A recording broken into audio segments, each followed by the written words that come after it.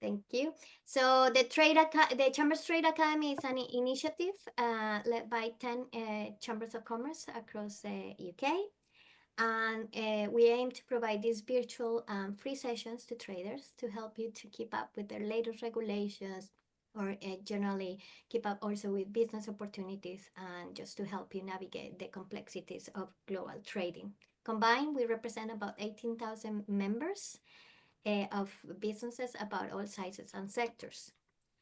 Combined, in terms of international trade support, we provide obviously international trade events, readiness assessments, export, import, and customs training courses, including those on sustainability. We also offer customs regulatory consultancy services. We work with a number of partners on that. Market identification services, helping you to identify the next global market for your business. Market research and entry services.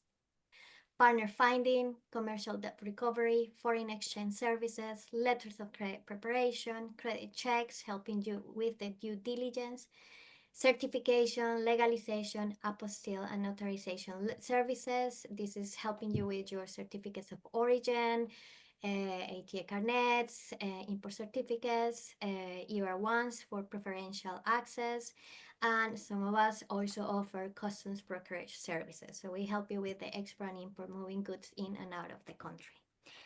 So that's us in a very brief introduction. And now we'd like to hand it over to Andrea Collins, which is the MD of Global Trade Department and an expert on international trade. She's been helping traders and is in a mission to raise awareness about this global sustainability, because it's coming and it's coming hard, and it's important for traders to keep up with it. So welcome, Andrea, and yeah, the Thanks so much, Susanna. Good afternoon, everyone.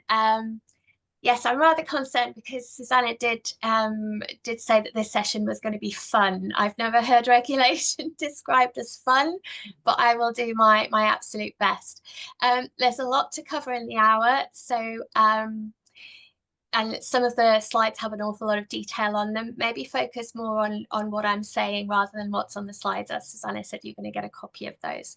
And hopefully we'll have questions at the end. We'll have time for questions at the end. So I've pulled together a very brief agenda.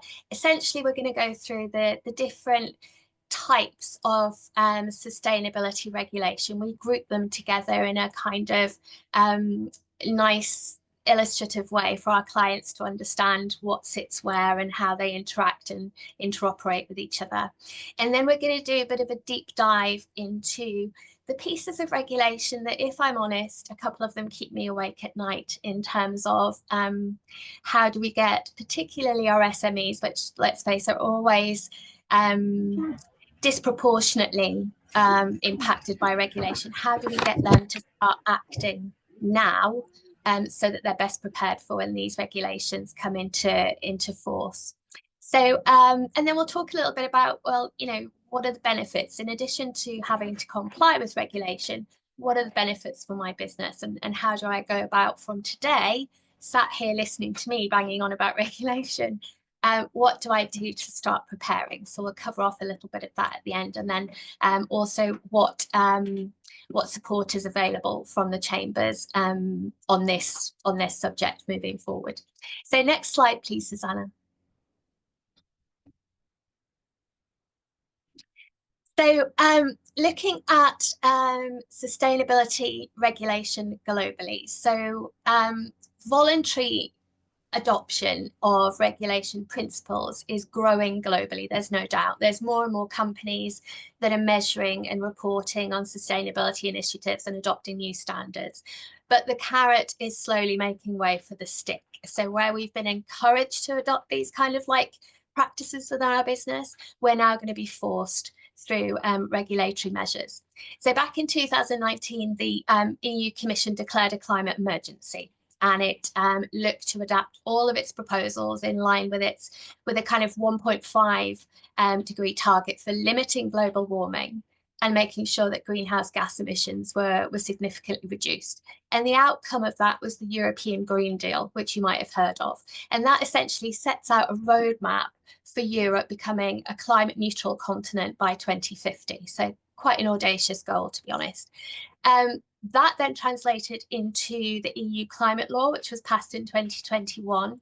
And that has made it a legally binding target to reduce emissions by 55% by 2030.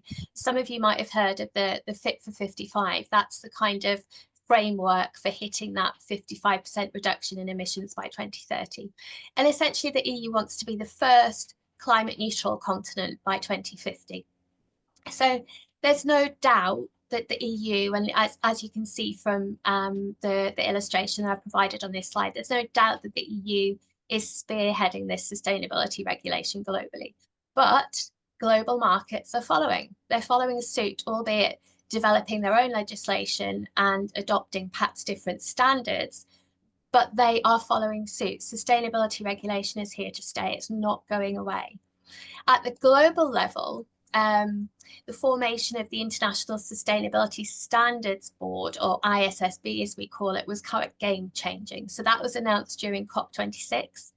And the body has now issued its first 2 global standards back in June 2023. So we've now got a whole host of global jurisdictions around the world that have stated either their intention to adopt those ISSB standards or at least align their reporting frameworks with them.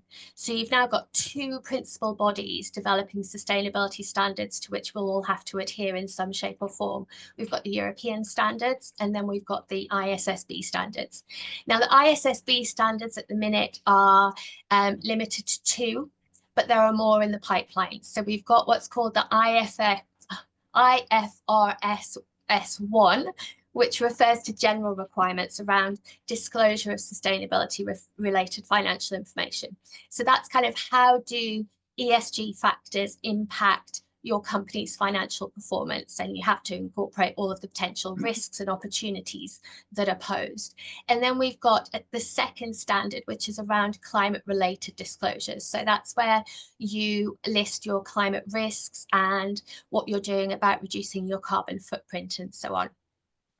Now, the EU's reporting standards are far more evolved. Personally speaking, I prefer them. I think they're probably because they've been around a lot longer, they're very easy to navigate. Maybe the ISSB standards will evolve in future, but the EU standards as a framework are very easy to follow. They consist of 13 in total. So they've got the general standards, but then they also break down standards into environmental, social, and governance information as well. So I like those, maybe because I'm used to working within that framework.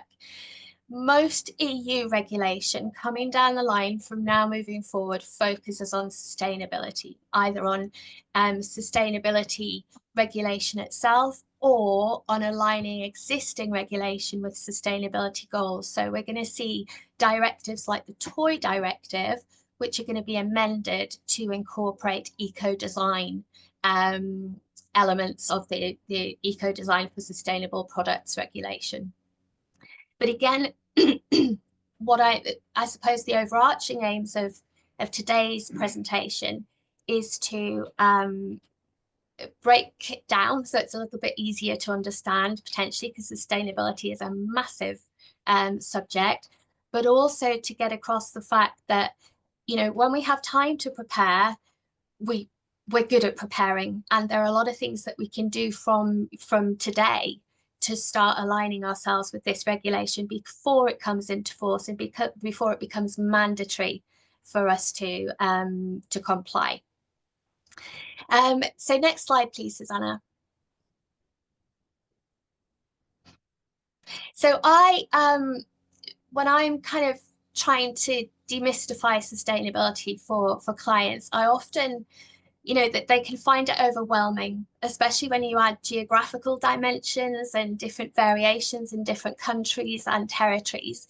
But broadly speaking, regulation falls into a number of different categories. So we've got reporting requirements, we've got environmental protections, we've got business practice regulations, supply chain due diligence, we've got policies to promote a circular economy, and then we've got carbon reduction policies and targets. And when we're working with clients, we typically group all of the regulation into these 5 broad categories that I've put on this slide, with green taxonomy a kind of complementary instrument, if you like. And this illustration, we've been told, helps clients to get their heads around the vast regulatory landscape, and because you can drill down into each category in more detail, and that's essentially what we're going to do now. Next slide, please, Susanna. So eco-design is built on the premise that a product's design strongly influences its ecological sustainability, because numerous engineering related aspects of its production affect the environment. So eco-design encourages us to look at, say, sourcing suppliers with sustainable practices in terms of our operations, making sure that we're conducting energy efficient production, in terms of usage of the product, promoting to our consumers and business customers that they maintain the product for the longest possible time, so promoting and facilitating that longevity of products. There are certain legislation coming into the EU around right to repair, where manufacturers will take back products to repair them to try and prolong the life cycle of those products. And then finally, end of life. So in the design and manufacturing of our products, how have we considered the recyclable content? So, increasing the ability for that product to be recycled so that it doesn't end up in landfill. And the EU's done tons and tons of research on this, and they estimate that companies could reduce a product's environmental impact by up to 40% just by using conventional design technologies. And then obviously things like deep tech can increase that even further. So the circular economy is effectively a model of production and consumption that involves promoting and facilitating sharing, leasing, reusing, repairing, refurbishing, recycling. And the result of that is obviously the life cycle of the products is extended, but the waste is also reduced. And we're starting to see this a lot in textiles. I'm going to mention textiles as we go through, because that's one of the sectors that's going to be impacted by the new eco-design for sustainable products regulation. Now, we bundle chemicals and waste and plastics in with eco-design because they're all kind of linked in terms of the way we design and manufacture our goods in a way that safeguards the environment and, importantly, public health and well-being. So we know that long-term use of chemicals in production has had significant impacts on our environment, as well as on posing undue harm to welfare and biodiversity. And that's why we've got the likes of EU REACH or UK REACH, we've got ROSH, or the restriction of harmful substances, and we've got other established and emerging global equivalents. And then when we think of waste, we often think of plastics, because when they end up in the environment, they can bind with pollutants that are resistant to degradation and can accumulate in animal fats and tissues. So the EU is making huge headway with its new packaging and packaging waste regulation to force increased recyclable content of packaging, and also to ban the use of certain plastics and substances altogether. And we're also seeing plastic taxes and bans rolled out more widely globally.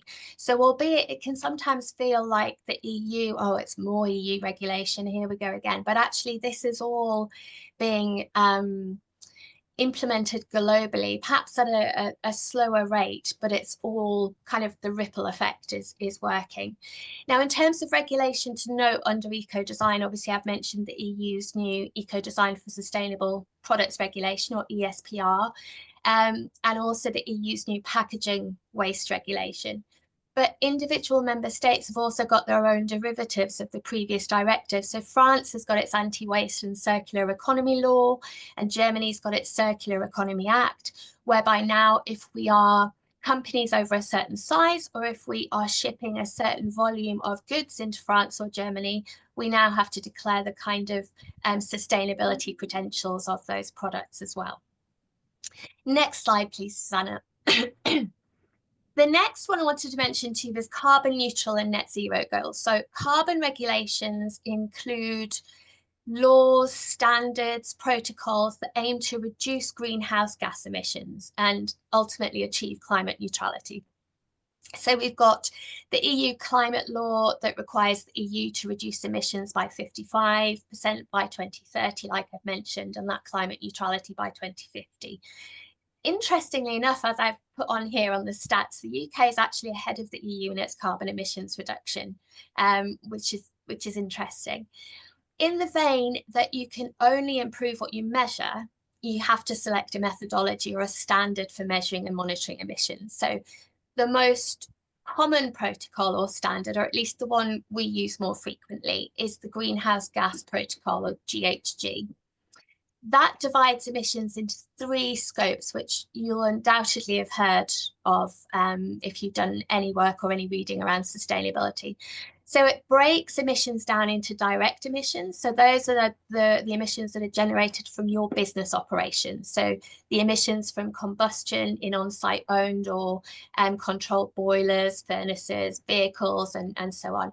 Then you've got indirect emissions, and they're the ones that are generated from power plant emissions, from where you maybe purchase your energy. So, you know, the grid, the electricity grid, and so on. And then indirect emissions, and they're the ones that are generated from upstream, so your supply chain, and downstream, so consumer waste and waste stream emissions. They're a lot more difficult to measure. So certainly most SMEs that we work with are focused on scope 1 and scope emissions. Now, GHG isn't the only protocol. There are other standards. We don't use them, but there's an ISO standard, and there's also a BSI standard past 2050, I think it is. And they've all got their own, you know, negatives and positives, if you like, advantages and disadvantages. We use GHG. That's the one that we're most familiar with. Now, as a byproduct of measuring and controlling those carbon emissions, we've seen the emergence of many carbon trading schemes. So you might have heard of them as emissions trading schemes or cap and trade systems. They're used overall to reduce greenhouse gas emissions. So anyone familiar with EU CBAM, I come out in hives whenever that's mentioned, may have heard of the EU emissions trading system. And that's a key part of the EU's climate change policy. So it covers emissions from electricity generation, industry, and also airlines. Now, the scheme works effectively by limiting the amount of emissions that can be released, and then it allows companies to trade emission rights. So CBAM certificates are a way to pay for the carbon emissions of imported goods in the EU. Now, regulation to note, obviously, I've mentioned EU CBAM and the EU's emission trading scheme, but there's similar schemes globally as well. We've got Canada's Carbon Pollution Pricing Act and China's ETS Cap and Trade Program. So all of the different territories and countries are starting to roll out their equivalents of what the EU is already doing. Next slide, please, Susanna.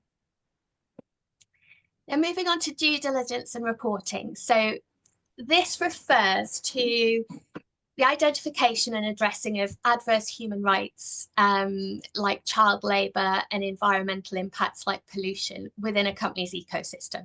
So it requires you, the company, to really scrutinise your own operations, those of your subsidiaries, and then upstream and downstream, so suppliers and distributors, to ensure that there are no evidence of those kind of violations of environmental impacts or human rights.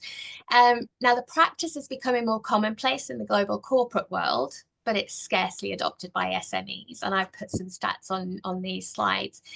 It's more likely to do with the fact that there's quite a significant body of work involved. So as a company, it requires that you have a thorough supplier auditing and vetting process. You have robust complaints and a good notification procedure, that you monitor the effectiveness of your due diligence measures, and that you have kind of processes in place so that you can act swiftly on any substantiated claims of, you know, things happening within your ecosystem that go against your sustainability values. And then obviously you have to report on those due diligence measures. So it's quite an undertaking to do, but once it's done properly and the framework's established, it really just becomes part of your general due diligence. Again, the EU is by far and away leading the way with its Corporate Sustainability Due Diligence Directive. That's quite something to get out. We often call it Corporate Sustainability 3Ds or DDD. But they've actually received quite a lot of kickback from member states when they've tried to implement that. So Germany still hasn't adopted the directive, preferring its own supply chain duty act. And the Commission's actually been forced to amend the scope of companies having to adhere to the legislation from those with, I think they said initially it was 500 plus employees, and now it's companies with 1,000 plus employees, just due to feedback that the complexity made it too burdensome and the timeframes were too tight for implementation. But due diligence of supply chains is definitely gaining momentum globally. You know, further afield, we've got the US has even made changes to its evaluation of corporate compliance legislation that mandates risk-based due diligence on supply chains. So it's definitely gaining momentum. Next slide, please, Susanna. Greenwashing. So I'm sure many of you will have heard greenwashing is when a company makes false or misleading statements about its environmental impact to either comply with regulation or, more often than not, appeal to more environmentally conscious consumers and business customers. So greenwashing is set to become a lot more difficult in the future. The practice can actually take several forms, and there's an organisation, a not-for-profit organisation called Planet Tracker, that's identified 6 different types of greenwashing practices. And I've listed these here. So we've got green crowding, and that refers to the belief that a company can hide in a crowd to avoid discovery. So it relies on safety in numbers. So, you know, corporate sustainability initiatives that move at the speed of the slowest in the group, and they can kind of like hide in the crowd.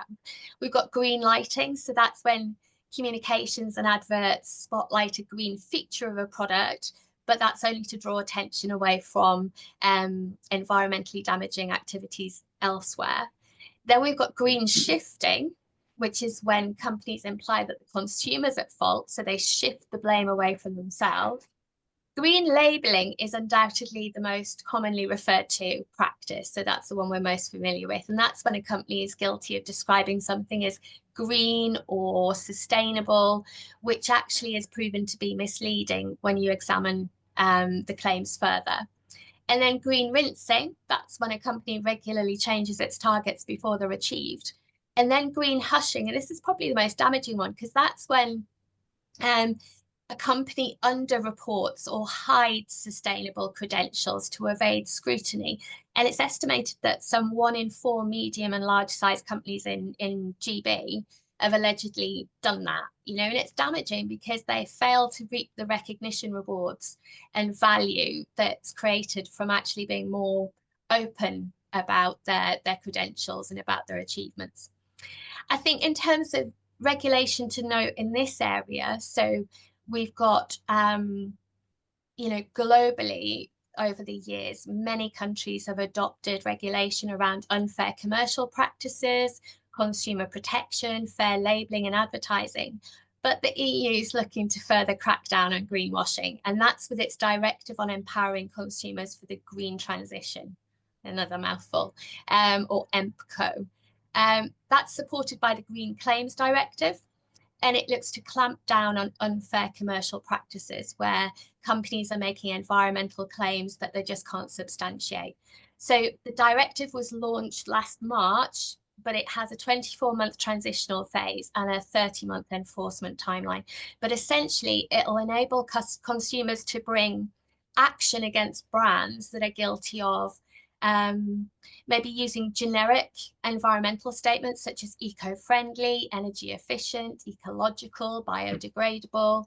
You know, we're familiar with all those terms, or claiming that they're carbon neutral, but that's based off the purchasing of carbon credits or offsetting carbon emissions outside of their production and their supply chain. Or it could just be lack of transparency in their claims. So this one is a biggie. This one is definitely one to watch, because it empowers the consumer to take action against the brand if they think that the brand has misled them in some way. Next slide, please, Susanna.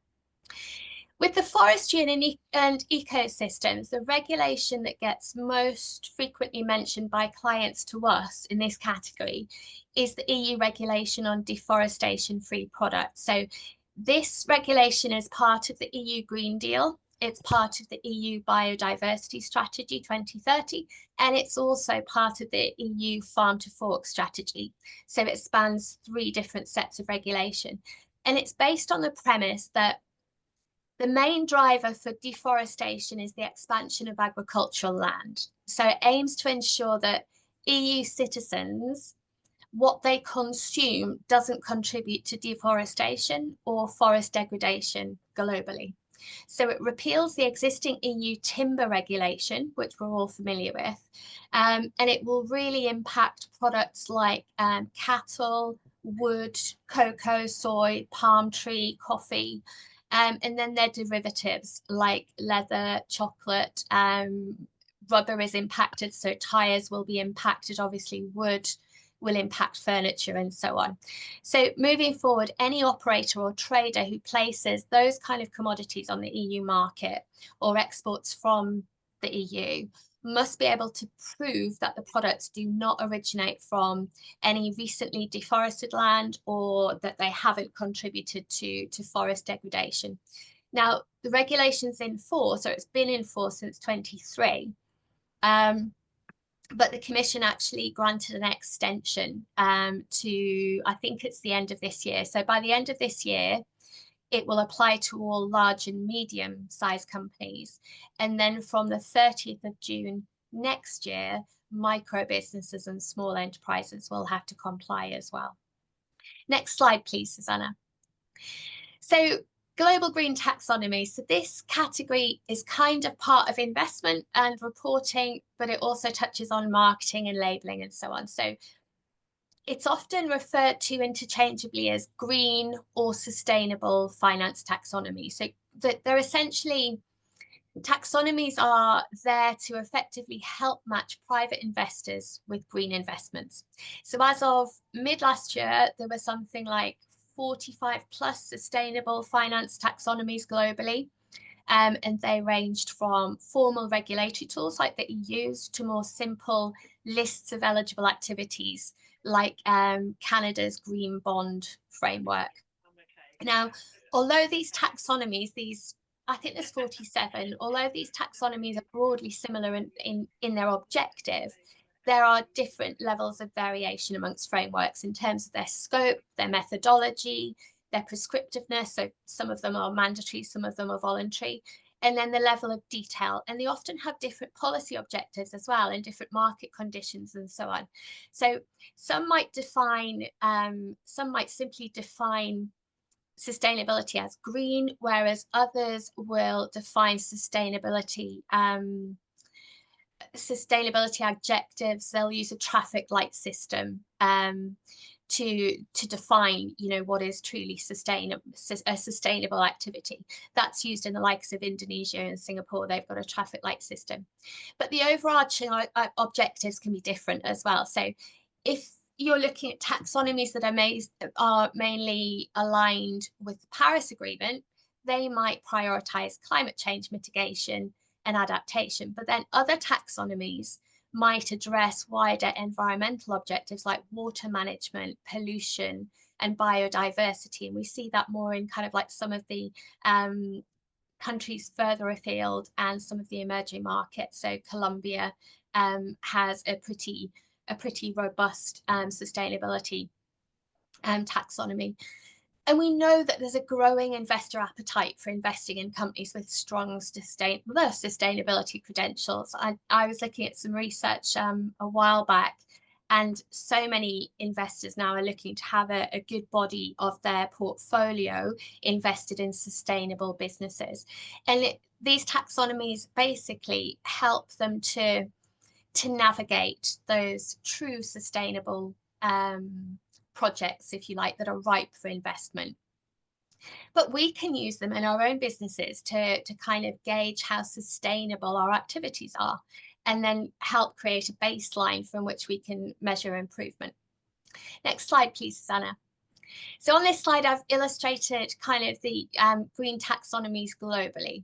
So they're super instruments because the term sustainability is complex and it's just so broad, and it's difficult for companies to process. So a green taxonomy is like a classification system that highlights which investment options are sustainable and by extension which ones aren't. It's a bit like a guest list. You know, an investment must meet specific criteria or it can't appear on it, if you like. And the fact that companies must substantiate their claims means that these frameworks help combat greenwashing, and they make sure that that really important investment goes towards those truly sustainable activities, because investors can make more well-informed choices. Next slide, please, Susanna. Now we move on to the part, these slides are a little bit more wordy, so read them at your leisure, but we're going to do a deep dive into 4 pieces of regulation. Like I say, the ones that probably keep me awake at night, at least the first 2 do.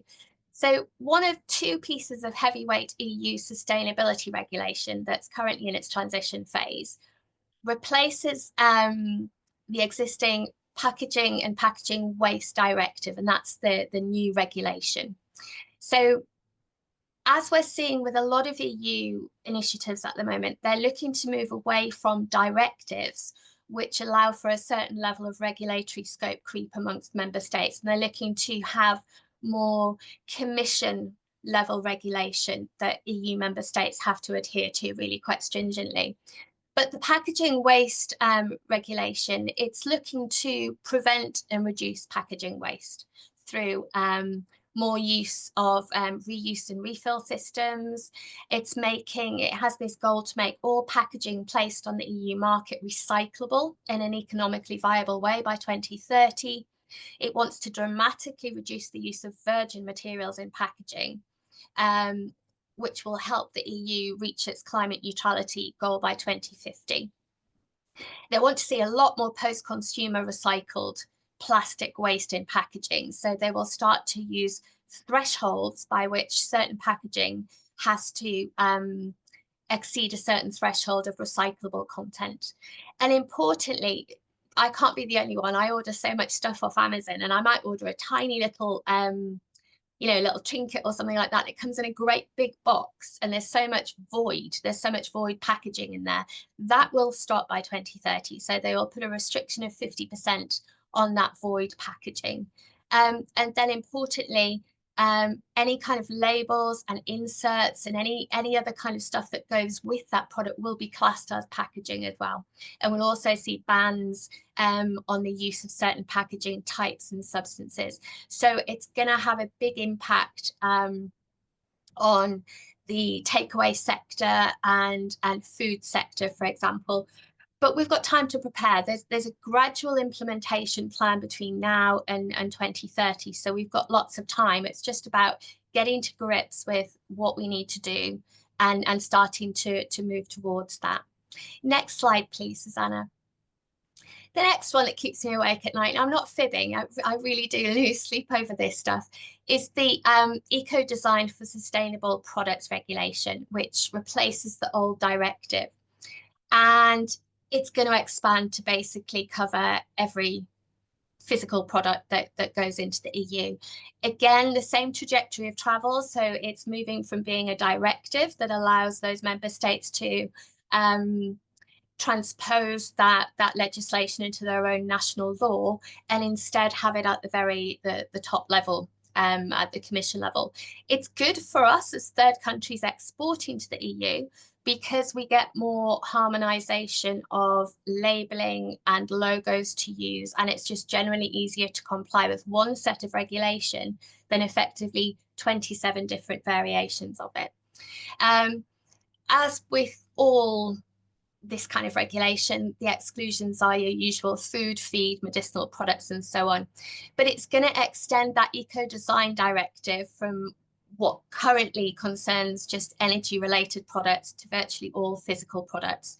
But again, there's a gradual extension of scope. So we've now got the ESPR working plan that's outlined the products that are going to be the focus for the next 3 years, and they're exactly as we thought they were going to be. So they will start with iron and steel next year, aluminium the year after, textiles and apparel will have to comply from 2027 as well, and furniture 2028, and mattresses 2029. So we've got that visibility now. And those particular product groups or product categories will be subject to 2 legal acts that will essentially mandate their level of repairability and their level of recycled content and recyclability of goods. Now, some of you might have heard about the digital product passport. That's all part of this regulation. So each product will have to have a digital document that contains information about its life cycle. So the product's materials, its environmental impact, and how it can be recycled. And importantly, there's going to be rules on destruction of non-sold consumer goods, because the EU has determined that there's a lot of waste comes from goods that are actually never sold in the first place. So there will be more restrictions on how much of that can go to landfill and how much of it has to be sold via other means. So I've mentioned the products that are going to be in the first scope. I think moving forward, we might see that extend initially to cosmetics, toys almost certainly, and detergents is another one that we're thinking could be impacted. Next slide, please, Susanna. So the next one is EU CBAM, and I'm not going to spend too much time on this because we got rather a good bit of news in February about this.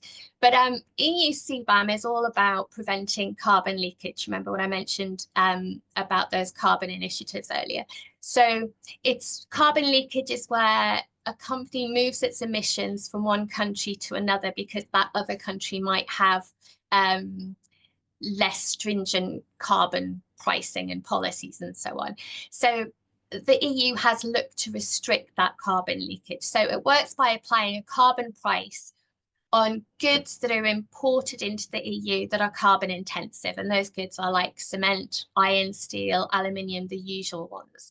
And it aims to make sure that those goods, those imported goods, are priced similarly to domestically produced goods with equivalent emissions. So there's a certain level of trying to level the playing field for EU companies, but also it's part of the EU's wider ambition to kind of encourage cleaner production practices in those third countries, so further afield. But I have to be honest, the calculations are mind-blowing. They're complicated, and we've seen a lot of online platforms emerge with inbuilt calculators to help UK businesses and EU companies comply with their obligations around that. Now, fortunately, back in February, the Commission introduced a bigger package of sustainability simplification measures, and some of that impacted CBAM, which we were delighted to hear, because it's removed the pressure from UK exporters as well as their counterparts in the EU. So the simplification scheme, the EU's determined that it can keep around 99% of emissions still within scope. So it's the regulation still hitting its objectives, but it exempts about 90% of EU importers, and most of those are within the SME sector. So it's been welcomed in the EU. So it means from an EU importer's perspective and a UK exporter's perspective, that importer can import up to 50 tonnes cumulative annually across all of those CBAM goods. So cement, aluminium, fertilizer, iron and steel and so on, without having to be concerned with CBAM. So that's a big impact for UK companies not having to report those emissions to EU customers now where they fall under those thresholds. Next slide, please, Susanna. So EU corporate sustainability reporting. many of you on this call today, I'm assuming, are going to be SMEs, so you kind of fall out of the scope of this. So we've seen the regulation come into force this year. So across the EU, some corporates will be drafting sustainability reports for the first time because it became mandatory this year. But by 2027, all EU-based small businesses will be required to produce a sustainability report alongside their annual financial report as well. Now we're starting to see some very forward-thinking UK SMEs voluntarily adopt a level of the EU Corporate Sustainability Reporting Directive. Sometimes it's prompted because they've got an EU affiliate, so they might have a parent or a subsidiary, but it's a phenomenal marketing tool as well and can really set SMEs apart from their closest rivals. But adopting that framework, you know, there's a process to it. So there's probably too much to go into today, but you know, you're conducting materiality assessments. So you're defining the material topics or issues that represent significant social or environmental or economic concern that can affect your business or be affected by the business. So it's things like measuring your greenhouse gas emissions, that kind of thing. And then you make several disclosures around environmental, social, general, and governance. It's a process that goes through, and we can always have a call outside of this session to actually go through what that would look like for your company. What I would say is that sustainability reporting can at first seem daunting, especially if you were to go on to the websites of some of the large corporates that are doing it, and you know they've got maybe 100 or 120 pages. That isn't required from day one. It's always best to focus initially on a small scope and a small number of metrics and initiatives with a view to expanding those year on year. So don't try and do it all at once, but they're a phenomenal marketing tool when done correctly. Next slide, please, Susanna. So what can we do from where we sit today, having listened to me go on about sustainability regulation? I think essentially you can't improve what you don't measure. So it's kind of like assessing your current state. And some of the companies that we work with have maybe embraced initially kind of, you know, their measuring of scope and emissions and so on. And you can read through some of these at your leisure, really. I'm just conscious Susanna's appeared back on screen, so she might be going to prompt me for time here, so I don't want to waste too much time going through them.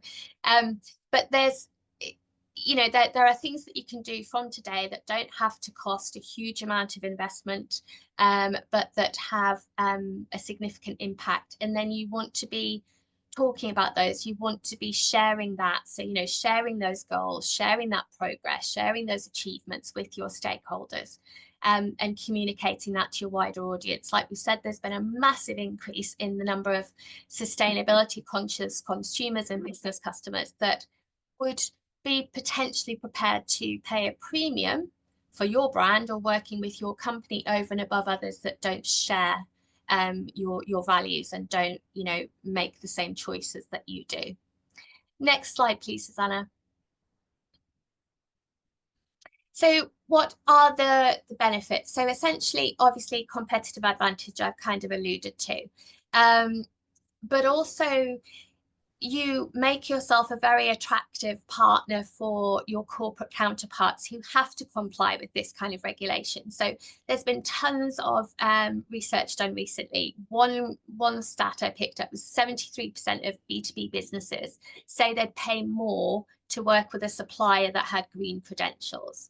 You know, you're going to attract more eco-aware consumers. So 50% of consumers rank sustainability in the top 5 purchasing considerations. Now, I'm not saying they necessarily would pay more for your product, but it's something that is within their purchasing thought process, if you like. And then the other stat I wanted to pick out for you were that improved profitability. So it's been proven firms with higher sustainability credentials experience almost 4 times more greater operating margins, because obviously you're reducing that waste, which is massive. And as a byproduct of going through some of these processes, you're fine-tuning your processes and you're becoming more efficient running as a business. But then similarly, if you're looking to grow, quite often we need finance to grow, whether that be loans or so on, or whether it be finance from investors.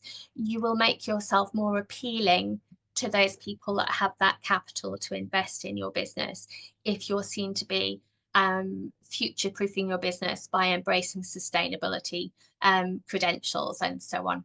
And I think, Susanna, I think that's it from me now. I think we'll move on to Q&A. I'm conscious I've gone a little bit over time that you might have wanted me to. Just 1 minute over, so brilliant. Thank you so much, Andrea, for such a comprehensive. I know it's quite complicated, but I think you have given us a quick overview, like walk through some of those main regulations. We do have a question, and if anybody has a question, then what I'll suggest is just write it in the chat, and then we'll go through it, if possible, in the next few minutes that we still have left. So I have one, which is the EU Deforestation Regulation. Is it possible for UK businesses to register themselves as importers of record and the operator for the EUDR purposes? And if so, how? Can you just repeat that first bit, Susanna? I didn't catch the first bit.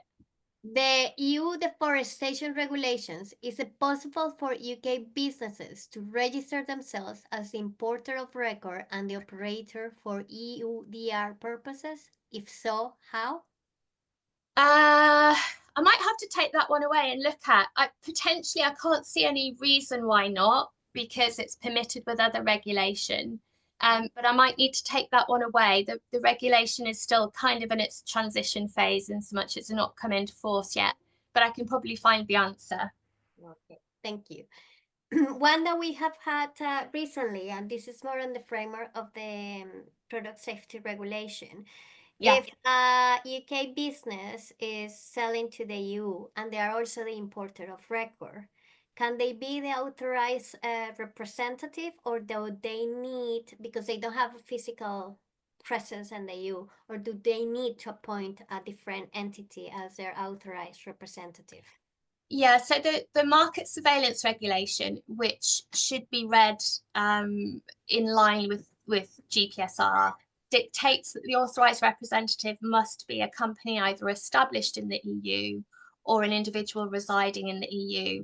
And more often than not, just being the importer of record just mandates that you have an EURI number, not necessarily be incorporated or reside in the EU.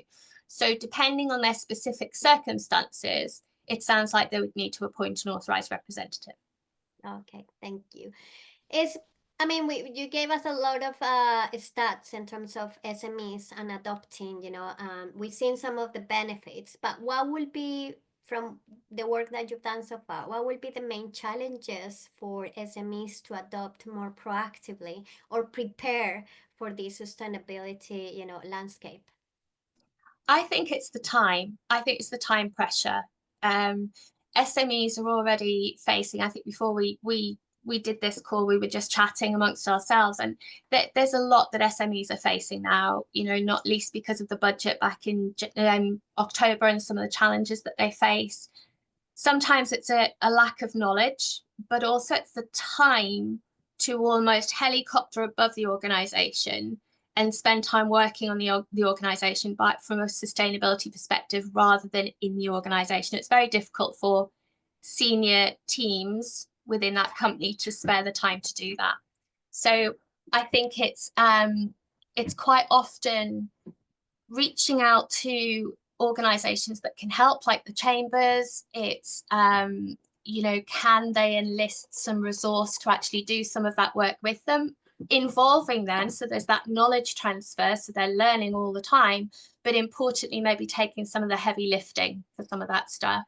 But also looking to see whether there's any grants that they can obtain to pay for consultancy in that area. So we're working with a couple of local authorities at the moment that have enterprise grants that can be used to pay for consultancy around global sustainability and getting prepared for those regulations. So I think it's the time and it's the access to the right resource, and sometimes having to pay for that resource. I think they're the biggest challenges. Okay, thanks. We have another one, and it says, how do you think that these regulations will impact global versus domestic manufacturing? It seems that global importation will be more difficult. However, domestic production, it is just as constrictive. Could this be a win for domestic production and self-reliance?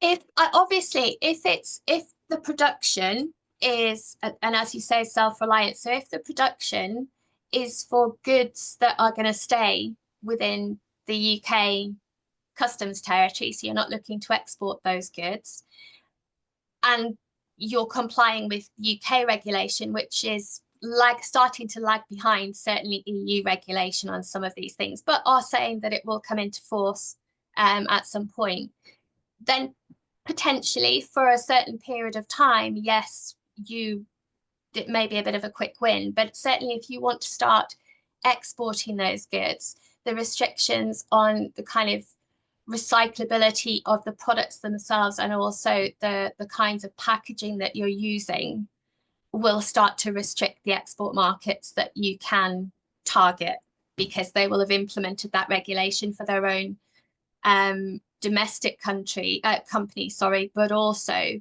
for any imports as well. Okay. Have another one. This is a long one, so I will read it slowly. It's from Richard Collins. So it appears to me that most of what you have excellently presented is despite ESG. I see it as an advisor to the UK Government Policy Liaison Advisory Group for ESG. We see that ESG as a term is being moved away from, partly due to the US and partly because of the language of ESG is confusing. We define ESG as being the method in which the global financial markets assess risk and opportunity when making investment decisions. What are your thoughts? Oh, that's a big one. A So big why one. has the terminology changed from ESG to sustainability? Richard, you want to come in and unmute yourself since I can see you in the screen. Clarify. Hello, can you hear me okay? Yeah. Hey, Richard, I can, yeah. Good to meet you. Yeah, so my business is around